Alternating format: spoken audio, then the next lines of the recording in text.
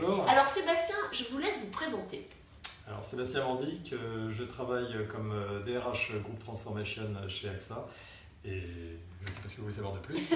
J'aimerais savoir quelle est votre perception de l'évolution des métiers avec le numérique et maintenant l'intelligence artificielle qui arrive dans les entreprises. Alors on va dire que le point important à retenir pour moi c'est l'évolution et donc l'adaptabilité à cette évolution ou à ces évolutions. Pourquoi? Parce qu'aujourd'hui personne ne sait vraiment ce qu'il arrivera, on a des tendances, on a des estimations, on a des simulations, des projections.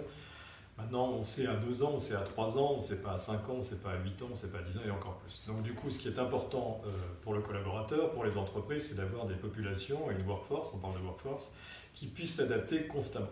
Et ça, c'est le point sensible sur lequel il faut qu'on donne tous les éléments, tous les moyens aux collaborateurs pour pouvoir se permettre justement de répondre à cette adaptabilité qui est sujette à quoi? Sujette à l'évolution elle-même des usages clients. Alors, dans le Learning Lab, on est tout à fait conscient de cette nécessité, de cette compétence d'adaptation, quel que soit le contenu. C'était le numérique, demain ça sera l'IA.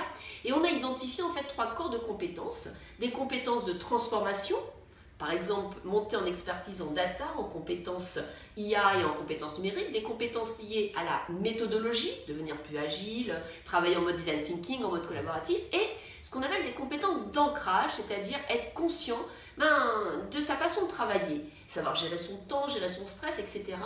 Et on est contre ici le fameux soft skills. Parce qu'on pense que les soft skills, de toute façon, on les développe, mais c'est pas ce qui fera la différence. La différence, c'est d'être conscient qu'il faut avoir des expertises et être adaptable. Qu'est-ce que vous en pensez? Je discutais récemment autour d'un thème au Canada qui est le workforce développement. Pourquoi? Parce que l'université est en train de mettre en place justement toute une espèce de cursus, non pas sur l'expertise directement, mais sur l'adaptabilité en soi. C'est-à-dire s'assurer qu'on est toujours prêt à changer. Et donc c'est un esprit culturel qu'on met en place, c'est un nouveau mindset.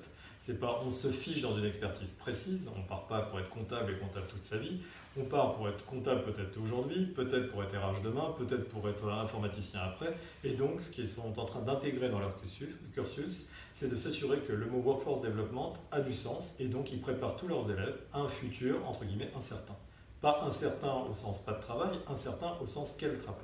Alors, on appelle ça en France peut-être l'employabilité. Ouais. Cette capacité à transformer quelque part le contenu de son métier, mais avec des compétences qui peuvent rester identiques et qui peuvent s'étoffer. Exactement. Alors, elles sont définies comment ces compétences? Généralement, les moyennes qu'on donne aujourd'hui, on dit que aujourd'hui 70% du travail est fait par l'humain et 30% par la machine, quel que soit tout secteur confondu. C'est des grandes tendances qui sortent.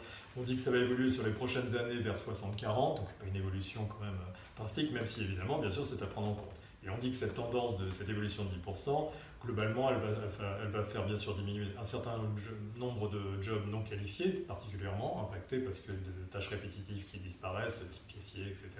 Et de l'autre côté, évidemment, plein de nouveaux métiers qui vont apparaître en contrepartie, qui sont largement estimés à 10% aussi. Donc globalement, c'est juste comment passer de l'un à l'autre, comment on arrive à faire bouger les populations et comment on arrive à votre principe d'employabilité. Donc ça, ce qui est très important, c'est de pouvoir s'assurer que globalement aujourd'hui, on a une vision des compétences de l'entreprise. Ça aujourd'hui, c'est encore difficile pour les grands groupes. C'est très clairement difficile. Pourquoi? Parce qu'on n'a pas encore la finesse parfois suffisante pour pouvoir aider le collaborateur et l'accompagner. Et de l'autre côté, il faut savoir ce qu'on veut demain. Parce que si on ne sait pas ce qu'on veut, et donc il faut aller trouver des sources de données qui nous permettent de savoir exactement ce qu'on souhaite dans l'entreprise. Parce que si c'est juste une évolution, ça s'appelle une petite formation. Si c'est une grande évolution, ça veut dire, bien sûr, donner les moyens au collaborateur, c'est-à-dire lui-même peut apprendre. Donc, dans beaucoup de grands groupes, on cite notamment des learning, entre guillemets, des systèmes de learning comme Coursera, dans lesquels on leur donne les moyens d'apprendre quand ils veulent. Donc, c'est des plateformes en ligne. Vous apprenez sur des sujets qui sont alignés à la stratégie de l'entreprise, mais au moins vous les apprenez comme vous le souhaitez, quand vous le souhaitez. Après, de l'autre côté, il y a ce que votre manager a besoin tout de suite, où là, vous pouvez recevoir des formations. Et puis, il y a ce que vous prévoyez, si vous voyez bien que votre métier, et c'est là où il ne faut pas être dans le déni, quand on voit que son métier évolue d'une manière peut-être à disparaître à court terme, il faut savoir aussi bien se prendre en main pour le collaborateur, mais l'entreprise doit lui donner les moyens de se prendre en main. Est-ce que l'avenir, c'est pas de créer des groupes de travail où les collaborateurs pourront aussi transformer leur propre métier parce qu'ils auront compris qu'en laissant certaines tâches à des systèmes automatisés, ils pourront se focaliser sur de nouvelles tâches et ils peuvent être force de proposition puisque ceux qui savent font. Alors, oui, on est aligné. Hein. Globalement, ce qu'on dit, c'est que l'intelligence artificielle, la data, elle doit être structurée évidemment pour permettre de nouvelles informations qu'on n'avait pas consolidées, pour s'assurer que ces informations maintenant, on puisse en tirer des conclusions différentes ou des simulations, des prédictions, etc. Donc là, l'intelligence artificielle va pouvoir donner des conséquences à ça. Et donc, il faut des gens qui sont en capacité d'évoluer avec ces nouveaux usages. Donc évidemment, il faut arriver à retracer tout cet ensemble. Aujourd'hui, on est plutôt dans la structuration. Certaines, évidemment, sociétés plus petites arrivent à déjà être dans l'intelligence artificielle, dans certains métiers.